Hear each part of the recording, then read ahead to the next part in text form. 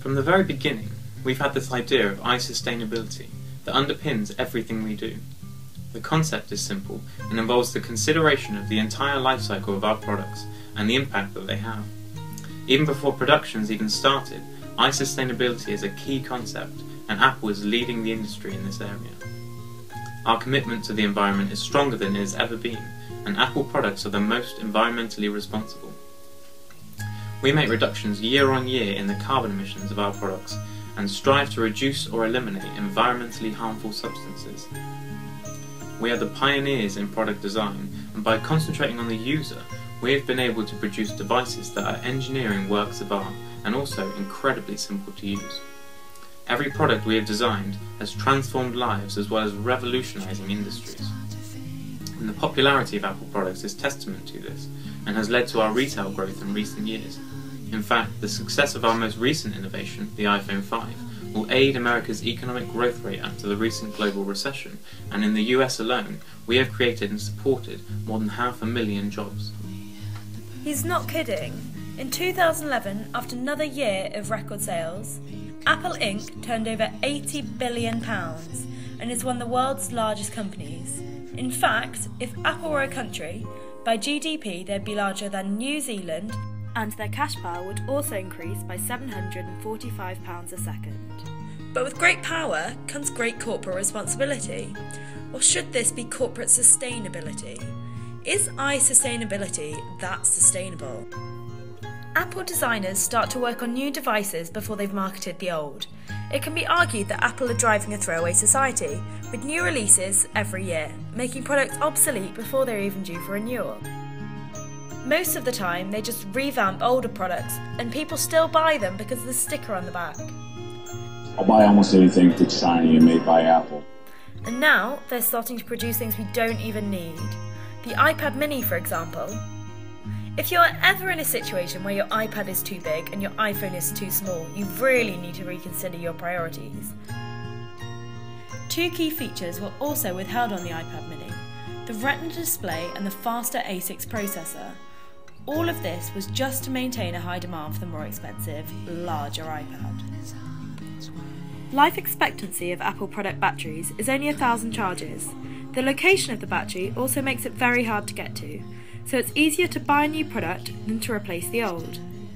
With a continuous release of new products, Apple have recently changed their 30-pin connector to an 8-pin, which they now call the Lightning connector.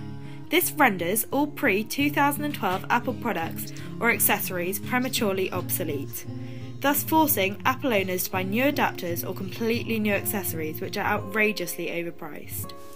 Our newest feature, the iCloud, enables users to synchronize all of their Apple products so that when you make a purchase on one device, it appears on all your other devices. This is possible due to our data centers that store all your purchases, and we aim to make our cloud the most sustainable, with all our centers powered by 100% renewables by 2013. Hang on. 2 out of 3 current data centers operate in regions that are 50 to 60% coal-powered. Even if Maiden Data Centre is the greenest data centre ever built, it is estimated that the on-site generation of renewable energy is 14.2 megawatts, but the data centre will in fact need at least 41 megawatts to power it, and this energy is likely to be sourced from Duke's dirty energy mix, mostly comprising of coal power, as only 4% of outside supply is proven to be from renewable energy. This cloud isn't looking so white and fluffy anymore. But Apple was voted the coolest brand in the UK in 2012. Did I mention about how many jobs we created? Yes, you did say. Everybody seems to want to work for Apple in America, in the UK, and all over the world. But how are the employees treated where Apple actually manufacture their iPhone 5s and iPads that we so eagerly await? It is easy to find information about how happy Apple workers are in the US and the UK, but information about the supply chain in China is hard to find. Why? Is it because nets have been installed outside Apple factories to catch workers that are so happy to work for Apple and to live in cramped, overcrowded dorms that 18 workers jumped from the roof in the space of 2 years? Is it because the factories produce so much pollution that within 10 years of a factory being set up, a whole village has been contaminated and poisoned, and rivers now run black? Or is it because workers are being paid $2 an hour to work in pollution-rich environments and cannot afford food and may not even have time to eat because they have too much overtime. Is this morally right? Apple is one of the world's largest companies, and in the time that you've been watching, Apple made almost £250,000. Do large companies with this much influence need to take more corporate responsibility and lead the way in becoming globally sustainable?